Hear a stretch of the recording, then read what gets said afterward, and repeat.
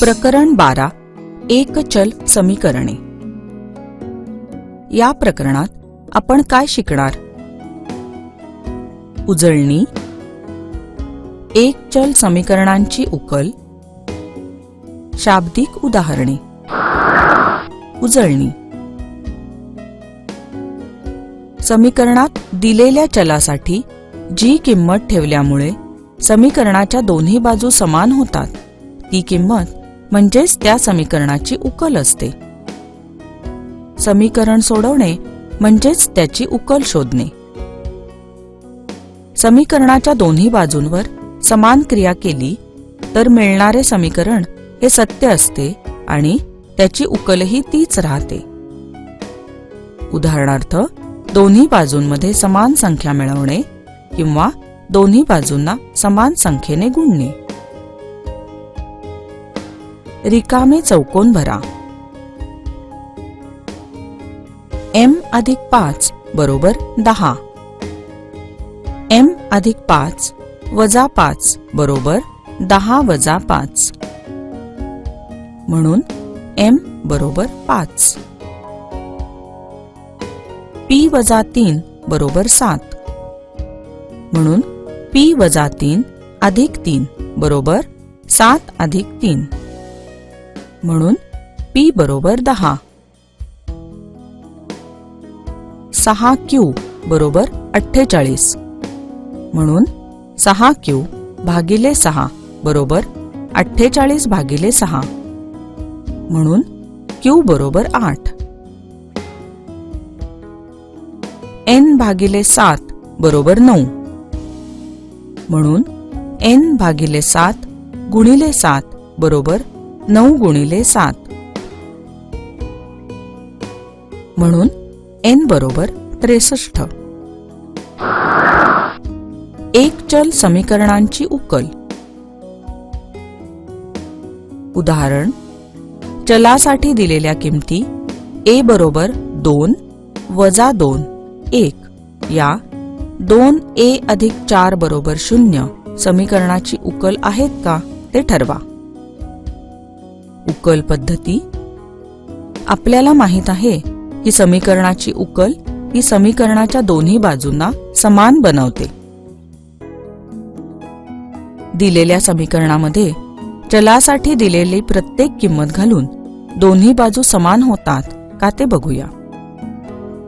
समीकरण 2a अधिक 4 बरोबर 0 यामध्ये a बरोबर 2 घालू, म्हणून 2 गुणिले 2 अधिक 4 बरोबर 0, म्हणून 4 अधिक 4 बरोबर 0 म्हणजेच 8 बरोबर 0, पण हे सत्य नाही, म्हणून a बरोबर 2 ही समीकरणाची उकल नाही। आता समीकरण 2a अधिक 4 बरोबर 0 मध्ये a बरोबर वजा 2 घालू। 2 गुणिले वजा 2 अधिक 4 बरोबर 0, वजा 4 अधिक 4 बरोबर 0, 0 बरोबर 0 हे सत्य आहे, म्हणून a बरोबर वजा 2 ही समीकरणाची उकल आहे। समीकरण 2a अधिक 4 बरोबर 0 मध्ये a बरोबर 1 घालू।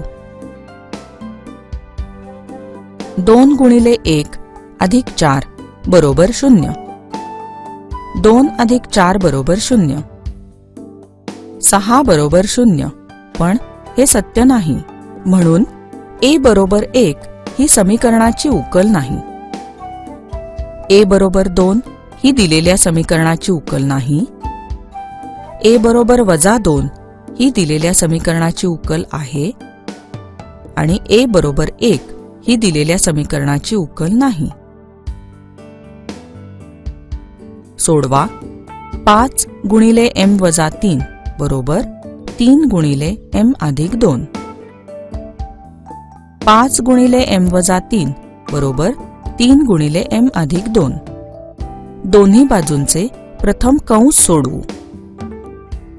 5m वजा 15 बरोबर 3m अधिक 6।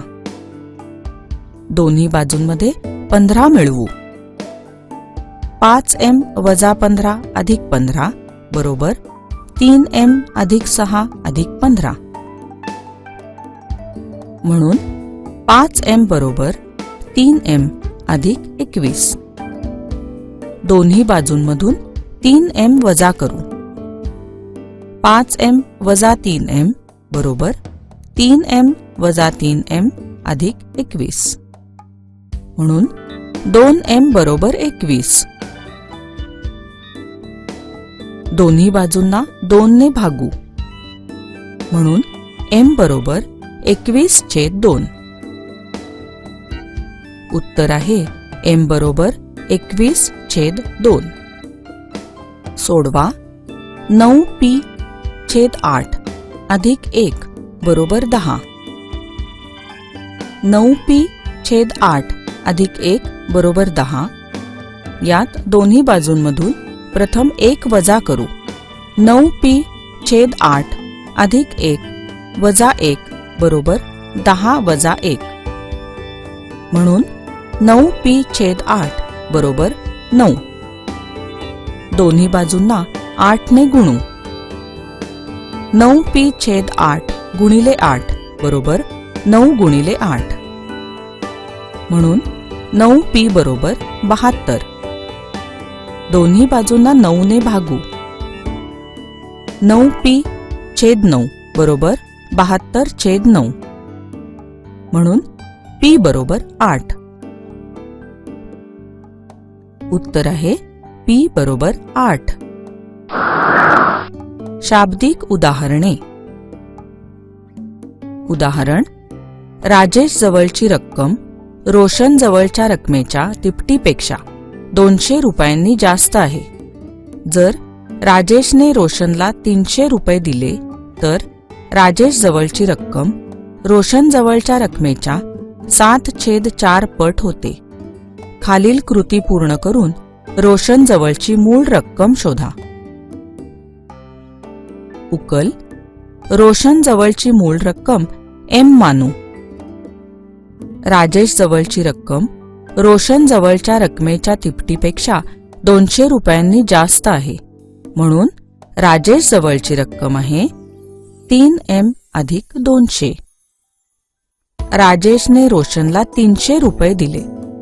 म्हणून राजेश जवळ उरलेली रक्कम आहे 3m वजा 100.